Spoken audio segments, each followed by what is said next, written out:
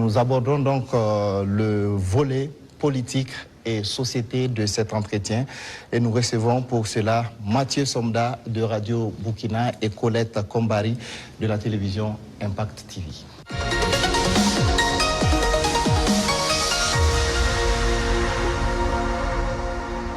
Bonsoir, chers confrères. Vous disposez également de 20 minutes pour échanger avec le chef de l'État sur la rubrique politique et société.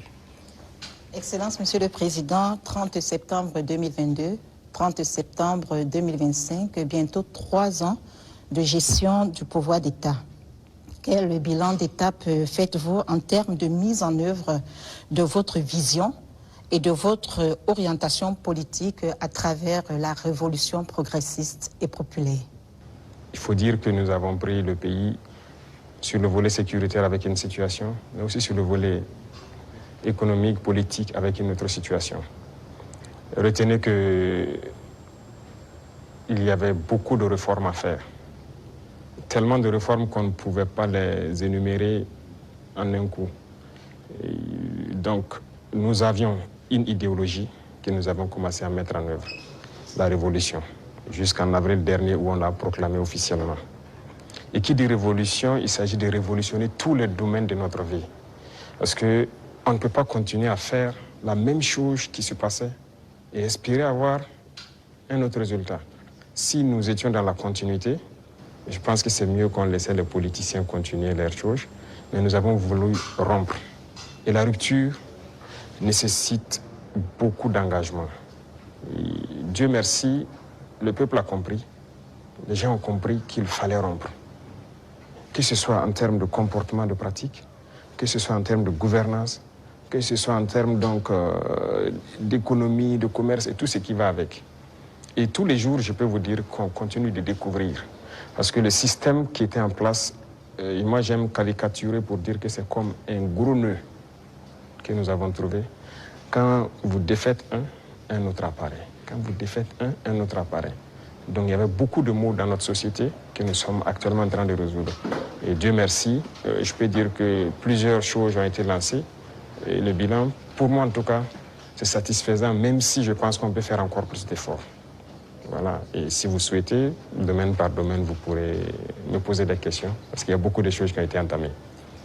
Excellence, la révolution populaire progressiste, il y a eu des explications certes, mais les Burkinabés veulent davantage comprendre quel est le contenu de cette révolution. Le contenu exact, comme je l'ai dit une fois, je ne le dirai pas. Si vous permettez à tout le monde de connaître les détails de ce que vous voulez faire, on peut anticiper sur votre action. Mais nous avons dépeint voilà, les gros points pour que les gens puissent comprendre où nous allons. Alors, si vous remarquez, dans le modèle même de gouvernance, la lutte contre la corruption et la bonne gouvernance, il y a d'abord l'exemple que les gouvernants doivent donner. Et comme je dis, vous ne pouvez pas être là, une catégorie de Burkinabés, parce qu'on vous a confié des postes. Vous, c'est le choix entre les bons whisky et les bons champagnes, pendant que des femmes meurent en allant chercher l'eau à la rivière, elles se noient ou quelque chose, ce n'est pas possible. Donc il y a cette idéologie-là qu'il faut avoir pour pouvoir avoir une société de justice. Tout le monde doit pouvoir avoir accès, par exemple, à l'eau potable. Vous ne pouvez pas, vous, manger comme vous voulez, faire le choix des repas et jeter ce que vous voulez à la poubelle, pendant que d'autres ne peuvent pas avoir un seul repas. C'est ce qui nous a amené à lancer des initiatives dans l'agriculture, par exemple, parce que notre population est en majorité agricole. Mais pendant longtemps, on se rend compte qu'ils sont délaissés. Ce n'est pas nos terres qui sont pauvres, ce n'est pas qu'ils n'ont pas la capacité de travailler. Mais il fallait les donner aussi ce souffle-là, ce qui nous a amené à créer des initiatives. Aujourd'hui, je pense que le plus important pour moi, lorsque vous rentrez dans les campagnes et que vous posez des questions aux cultivateurs, ils peuvent vous dire que franchement, voilà, ils se sentent bien maintenant. Ils cultivent, il a de quoi se nourrir, et le surplus, il le revend généralement à la Sonagès qui paye, qui fait un stock de sécurité. Et lorsque dans certaines zones ou dans certaines périodes, il y a des soucis, ils le ressortent, ils le vendent à prix bien subventionné, accessible de tous. Donc ça, c'est très important. L'idéologie de révolutionner beaucoup de domaines, quand on prend le domaine même des finances publiques, alors on est en train de digitaliser beaucoup de paramètres, avec beaucoup de difficultés, parce que les gens n'aiment pas ça. Bientôt, par exemple, on va lancer la facture électronique. Déjà, quand on a émis l'idée, mais beaucoup de grands opérateurs sont opposés à cela. Pourquoi ils ne veulent pas la transparence? Parce qu'on a habitué les gens à la tricherie, à voler. C'est comme une norme. C'est ce qui était installé, donc il faut changer tout ça. Sur le plan des infrastructures et beaucoup de choses, le domaine des marchés publics et tout ce qui va, c'était d'ailleurs le domaine le plus corrompu. Voilà, vous êtes un entrepreneur, vous venez nous voir, on vous donne le marché, vous surfacturez, et après on se donne quelque chose à l'arrière. C'est ça la règle d'or. Et donc quand quelqu'un même vient avec cette idée, vous êtes exclu d'office. On ne vous permet pas. Et si on laissait continuer dans cela, je ne pense pas qu'on puisse s'en sortir. On ne pourrait pas payer des armes, parce que, comme je l'ai dit, si vous ne faites pas des économies d'échelle, vous ne pouvez pas vous équiper.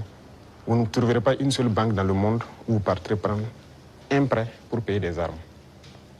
Ça n'existe pas. C'est avec vos fonds propres que vous pouvez vous équiper. En tout cas, nous, on n'a pas eu cette occasion. Et si quelqu'un en connaît, peut-être qu'on est preneur. Et tout ce qu'on est en train d'acquérir, c'est, je vous ai dit une fois le montant, ce sont des milliards de dollars. Hein. Comment on fait? Où on a puisé l'argent? Mais cet argent était là. Il fallait assainir le domaine des finances, le commerce et tout ce qui va avec. Et le fonctionnement de nos sociétés d'État, vous avez pu remarquer cette année les résultats de 2024 qui sont au-delà. 2025 est encore meilleur que 2024. Je prends le domaine des hydrocarbures où dès 2023, nous avons fait d'énormes progrès. Avant, c'était des subventions de l'État. Ça veut dire qu'on collectait encore des impôts pour subventionner la société, pour payer le surplus, le manque à gagner et tout ça. Mais maintenant, la société n'est plus dans cette situation. On a épongé toutes les dettes de la société et elle commence à faire des marches. Mais c'est parce qu'il y avait la corruption dans le milieu. Donc il y a tellement de situations, je ne peux pas tout citer. Et donc il faut révolutionner ce domaine aussi par la digitalisation et tout ce qui va avec. L'administration en gros, tout est en train d'être digitalisé pour que les gens n'aient plus accès à l'argent liquide qui circule et que les choses soient transparentes. Vous qui demandez le service, vous savez à quoi ça correspond et vous savez où votre argent part. Les infrastructures, vous êtes témoins aussi, qui sont vraiment un problème crucial. On est en train de révolutionner tout. Donc c'est l'esprit comme ça, de changer de paradigme, faire ce qu'on n'avait pas l'habitude de faire. Donc comprenez ça par cette phrase. Excellence, Monsieur le Président, on est entré dans la révolution progressiste et on y va. Mais il y a cette tranche de la population, le politique, qui œuvrait avant. Quelle peut être la place donc de ce politique actuellement dans cette révolution? Je ne vais pas être hypocrite encore. Si c'est cette mentalité politique, ils n'ont pas de place dans la révolution. C'est opposé. Regardez comment le Burkinabé était. Puisque pendant 27 ans, bon, plus de 27 ans de règne de Blaise et même le pouvoir du MPP, ça continue dans la même politique. Et cette politique, notre génération est née dedans. Donc on est né et les gens ont grandi avec une mentalité. Si tu ne connais pas quelqu'un, tu ne peux pas avoir accès à certains services. Ce qu'on appelle les deals. Tout le monde a évolué avec cet esprit de deal, de corruption, de tout. C'est dangereux. Mais c'est la politique qui a mené ça. Parce qu'il y a des entrepreneurs politiques, vous avez entendu parler de ça. Les jeunes qui se lèvent parce qu'ils savent parler, ils savent flatter. Et c'était quoi la politique? C'est quoi la politique en Afrique? Il faut dire la vérité. Quelqu'un qui a l'art de mentir, de tromper, de flatter. Vous voyez, tous les vices, si vous regroupez tous les vices, vous êtes un bon politicien. C'est la réalité. Nous, au village, quand on voit quelqu'un qui est un trompeur, il ne dit pas la vérité, on dit, lui, là, c'est un politicien. C'est comme ça on disait.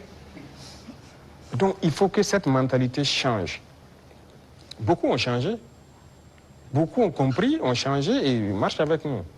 Maintenant, ceux qui veulent rester dans leur radicalisme politique ancienne, là, ils n'ont pas de place. Ça, on ne va pas se mentir. Sinon, qui ne faisait pas la politique au Burkina? Mais c'est le même peuple. C'est parce qu'on a parlé, ils ont compris, et par les actions, ils voient, ils ont compris que les gens commencent à changer de mentalité. Et nous voulons changer définitivement les mentalités pour que personne ne pense qu'il faut d'abord appartenir à tel parti pour bénéficier d'une route, il faut appartenir à tel parti pour avoir un forage. Non. Tout le monde au Burkina doit bénéficier des bienfaits de la nature du Burkina, du travail du gouvernement. Donc la politique, moi je disais que la manière de la faire, ça divise. Et ça donne des avantages particuliers à un groupe et l'autre groupe n'a pas d'avantage. Donc non, il faut qu'on arrête ça. Donc beaucoup ont changé, beaucoup... Il y en a qui sont dans des postes de responsabilité. On nous interpelle même que non, lui là, il a milité dans tel parti. Je dis aux gens, non, on n'est pas là pour diviser. On est là pour unir. Tant que la personne a compris et veut faire le travail comme on le veut, on le met. Comme il y en a aussi qu'on a responsabilisé à des postes, et qu'on les a cherchés. Parce que s'il vient et qu'il continue de vouloir faire la même chose qu'il faisait, on va te chercher et on va te punir. Donc c'est un changement de mentalité que nous voulons. À fonctionner comme la politique ancienne, vous n'avez pas de place dans la révolution. Excellence, vous l'avez dit.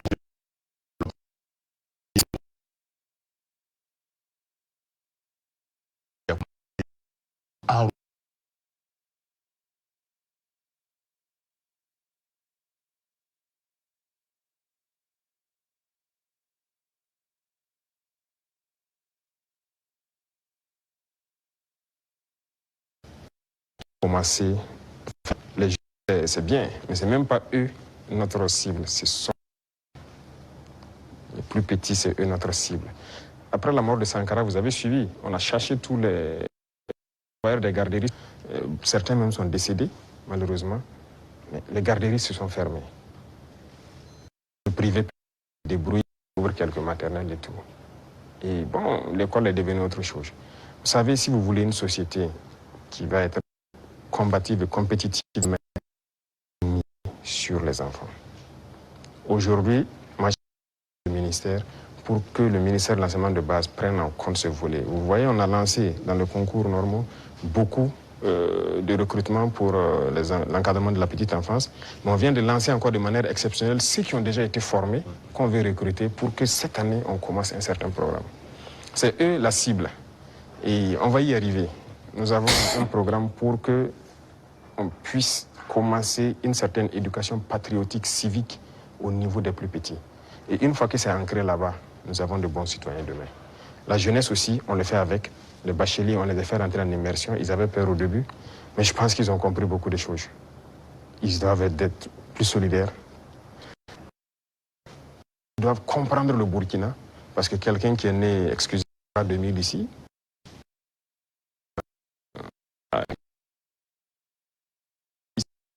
là n'est pas bien. Le matin, il a le choix du petit déjeuner, ce qu'il veut. À l'immersion, il dort par terre, sur la natte. Il comprendra qu'il y a d'autres Burkinabés qui dorment par terre. À l'immersion, il n'a pas le choix du petit déjeuner. S'il y en a, il y en a. S'il n'y en a pas, il mange ce que les autres mangent. Déjà, dans sa tête, il comprend qu'il y a deux faces du Burkina Faso. Et des jours, ils auront 2 repas, des jours et des jours sans repas. J'espère qu'ils l'ont fait. C'est pour qu'ils comprennent qu'il y a plusieurs types de Burkina.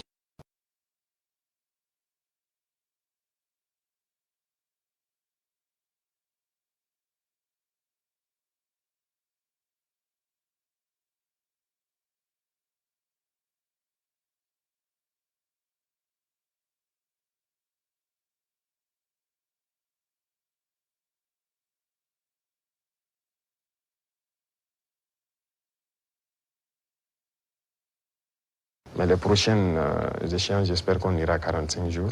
Donc les futurs bacheliers et brevetés doivent se préparer à affronter ça. Et le programme va continuer à s'enrichir, c'était la première expérience. Mais nous espérons pouvoir changer, même les jeunes, leur mentalité. Et, Excellence, en Conseil des ministres, la décision de réformer la loi agraire et foncière, le statut des chefs coutumiers et traditionnels avait été adopté. Quelles sont les motivations? La réforme agraire était nécessaire. Vous savez combien de conflits sont nés dans cette question de terre? Il y a des villages qui se sont machetés, des familles se sont divisées à cause de la question des terres.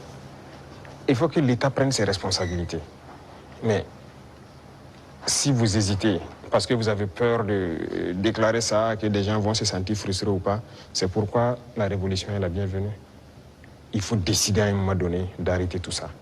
Il y avait combien de promoteurs immobiliers au Burkina en 2010? Je ne pense pas, ça ne vaut pas une vingtaine. Subitement, en 2015, on en a plus de 200. Ils ont payé les terres partout. Ils partitionnent. Ils vendent, ils revendent. Ils ont pillé les terres. Et c'est dangereux. Actuellement, nous avons une application CICAD qu'on vient de lancer. On est en train de réenregistrer. Mais ce qui se passe est terrible. Même les parcelles dans les villes, les gens vendent et revendent à plusieurs personnes. Parce que ce n'était pas digitalisé. C'est un gros registre. Vous pensez que quelqu'un peut fouiller des registres, voici le numéro de la parcelle appartient à telle personne. Donc, toi, tu es allé acheter, c'est pas... Donc, il y a beaucoup de doublons. Et ça crée des conflits. Et pendant que ces politiciens-là faisaient ça, ils sont là dans des conférences, des trucs, que cohésion sociale. Vous ne pouvez pas faire de cohésion sociale en divisant les gens sur la terre. Voilà pourquoi on a décidé de prendre nos responsabilités, d'arrêter ce massacre-là. Et voilà, la terre appartient à l'État.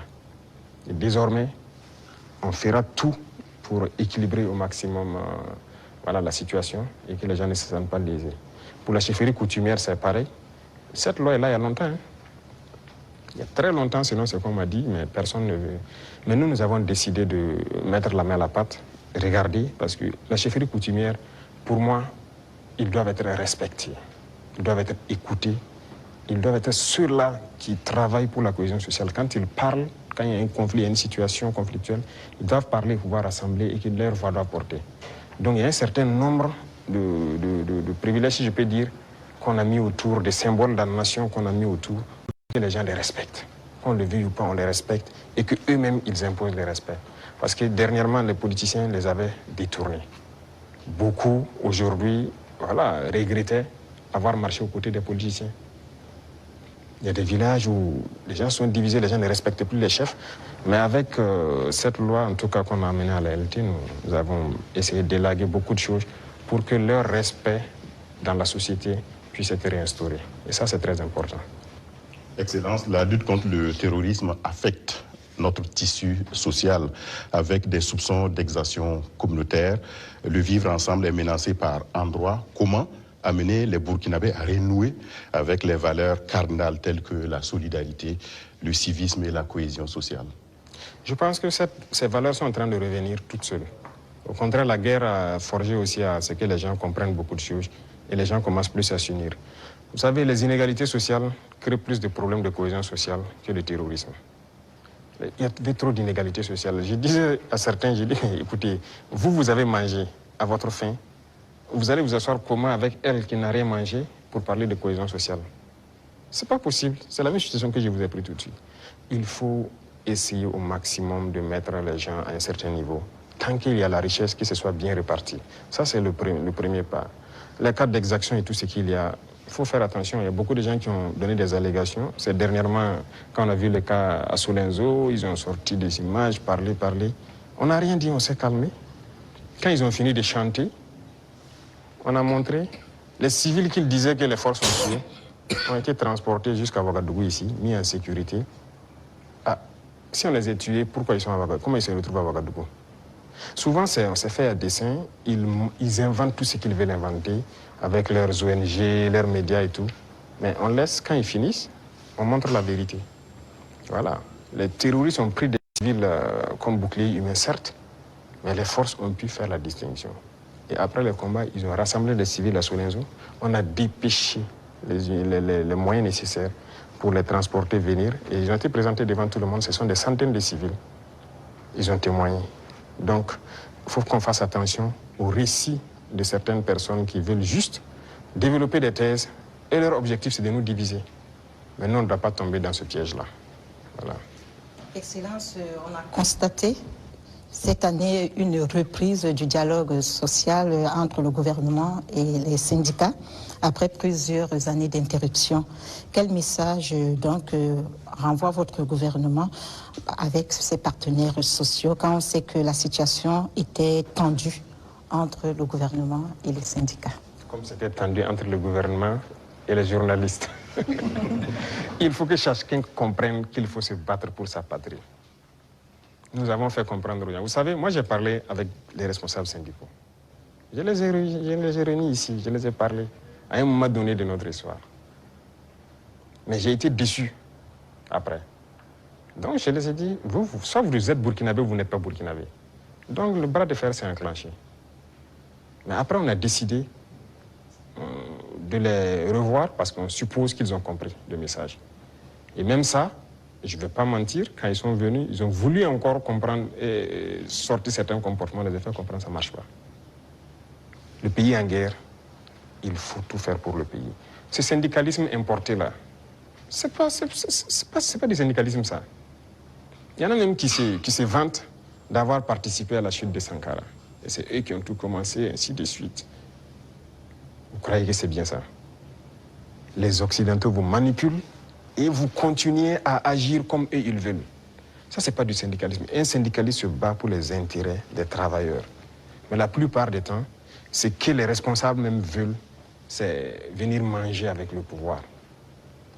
Et les gens se taisent. Non. Écoutez, nous, on a beaucoup de dossiers sur beaucoup de personnes, pas seulement les syndicalistes. Hein. Dans la société, on a beaucoup de dossiers. Les gens qui nous ont approchés au début, qui ont voulu des avantages, qui ont voulu quoi, qu'on a refusé, qui s'y retournent, qui sortent, qui parlent. On a leur dossier. Donc, syndicalisme sain, il y a beaucoup d'actes que l'on a posés. On n'a pas attendu que les gens sortent dans la rue pour marcher, pour le poser. Quand j'ai parlé des travailleurs des garderies, là, ce n'est pas quelqu'un qui est venu nous dire qu'il y a des travailleurs qui avaient été cherchés, il faut les remettre dans leurs droits. On a vu un dossier et qu'on a trouvé qu'il faut les remettre dans leurs droits.